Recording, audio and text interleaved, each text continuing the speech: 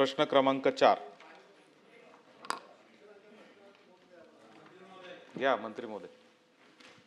वितरित केल्याप्रमाणे सभापती महोदय, खरं तर आता या सभागृहात शालेय शिक्षण विभागाचे अनेक प्रश्न चर्चेला आलेले आहेत आणि अनेक प्रश्न चर्चेला कायम येत असतात। मला अतिशय खेदाने सांगितलं पाहिजे की राज्यात सगळ्यात भ्रष्ट जर विभाग कोणता असेल तर तो शालेय शिक्षण विभाग आहे, असं मला आज इथं या निमित्ताने खेदाने सांगावं लागतं। आणि याचं एकमेव कारण असं आहे की इतक्या किचकट प्रक्रिया आणि इतके किचकट नियम आणि याच्यामध्ये महसूल असेल, महसूल विभागामध्ये एका नियमाच्या चौकटीच्या बाहेर जाता येत नाही, गृह विभागात एका चौकटीच्या बाहेर जाता येत नाही, पण शालेय विभागामध्ये तर शिपायाला शिक्षक, शिक्षकाला चपराशी, चपराशीला काय काय काय प्रकार झालेत हे आपण शोधून सापडणार नाही अशी परिस्थिती आहे। आणि ह्यामुळे मंत्री महोदय प्रचंड बदनामी ही आपल्या विभागाची सातत्याने चालू आहे। आज जो प्रश्न मी या ठिकाणी विचारला, या प्रश्नाला उत्तर देताना सगळ्या ह्याला आपण खरे नाही खरे नाही खरे नाही उत्तर दिलेलं आहे। काही प्रलंबित आहे का? खरे नाही। कोणते प्रश्न प्रलंबित आहेत का? खरे नाही। प्रकरण प्रलंबित आहेत का? खरे नाही। अहो खरे नाही म्हणजे सगळं जर काहीच प्रलंबित नसेल तर या आझाद मैदानावर लोक आंदोलनाला येत आहेत कशाला? कशासाठी दारोदार आज आंदोलन चालले? प्रत्येक जिल्ह्याच्या शिक्षण विभागाच्या दारासमोर आंदोलनं चाललेली आहेत आणि ही वस्तुस्थिती आहे मंत्री महोदय। आणि मंत्री महोदय कोणी असले तरी विभाग म्हणून हे कधीच सुधारायला तयार नाही, ही वस्तुस्थिती आहे। आणि म्हणून माझे काही स्पेसिफिक प्रश्न आहे की महाराष्ट्र लोकसेवा हक्क अधिनियम राईट टू सर्व्हिस ॲक्ट 2015 साली राज्यामध्ये कार्यान्वित झाला। त्यामध्ये प्रत्येक गोष्ट किती दिवसात झाली पाहिजे याचा नियम आहे। सगळ्यात जास्त ऐशी की तैसी या जर कायद्याची कोणी करत असेल तर तो शालेय शिक्षण विभाग आहे।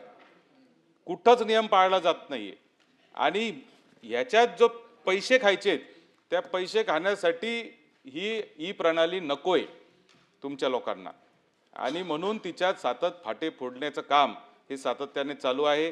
कुठेही प्रणाली चालू नाही। आज टाउन प्लॅनिंग विभागाने BPMS नावाची एक सिस्टीम चालू केली ऑनलाईन बांधकाम परवानग्यांची। थोड्याफार त्रुटी असतील परंतु अतिशय चांगल्या पद्धतीने काम करत आहे।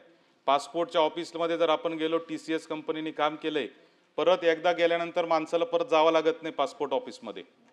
पण इथं ऑनलाईन ॲप्लिकेशन केल्यानंतर हार्ड कॉपी जमा नाही केली म्हणून रिजेक्ट झालेले प्रकरण आज माझ्याकडे जवळजवळ वर्षभरातले कितीतरी प्रकरण आहेत। आणि म्हणून माझा स्पेसिफिक प्रश्न मंत्री महोदय आपल्याला असा आहे की अनेक प्रश्न आहेत, या प्रश्नांसाठी काही कालमर्यादा आपण ठरवणार आहात का?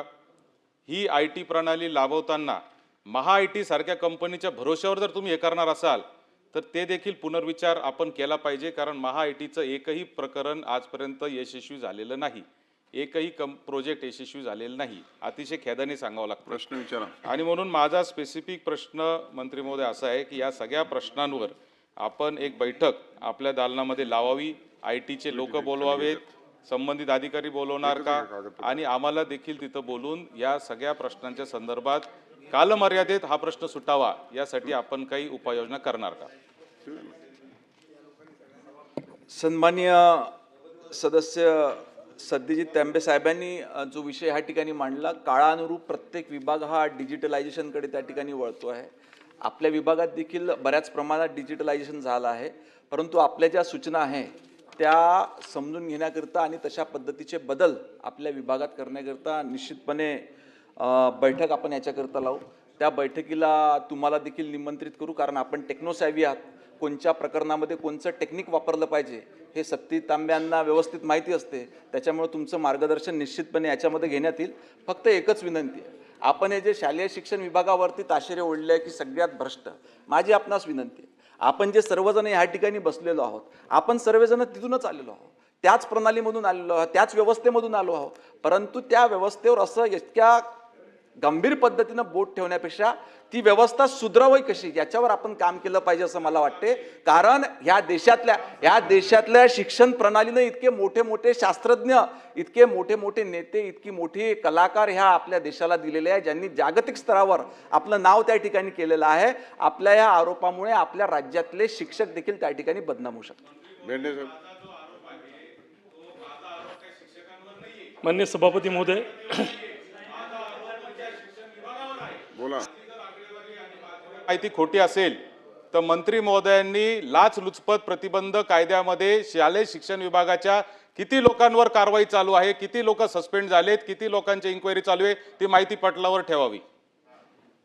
योगायोगानं लाचलुचपत खातं देखील माझ्याकडेच आहे, इंटेलिजन्सही खातं माझ्याकडेच आहे. त्याच्यामुळे मला प्रत्येक विभागामध्ये कुठं का होते, कोण कोण काय करते याची विस्तृत माहिती सभापती महोदय मला देखील आहे. फक्त माझी विनंती एवढीच आहे की आपण सर्वजण इथे लोकांनी कशाकरता पाठवली आहे, आपली व्यवस्था आपली प्रणाली अधिक मजबूत करण्याकरता. आपणच जर का ते बेकार आहे करत बसू, मग लोकांनी पाठवलं कशाला आपल्याला. आपण सर्वजण पोहोचलोच, आपल्या सूचनांचा निश्चितपणे त्या ठिकाणी स्वीकार करण्यात येईल. डिजिटायझेशन देखील आपण त्या ठिकाणी निश्चितपणे करू. परंतु माझी विनंती एवढीच होती की हे मांडताना ही जी व्यवस्था आहे या व्यवस्थेतूनच आपण सर्वजण त्या ठिकाणी पुढे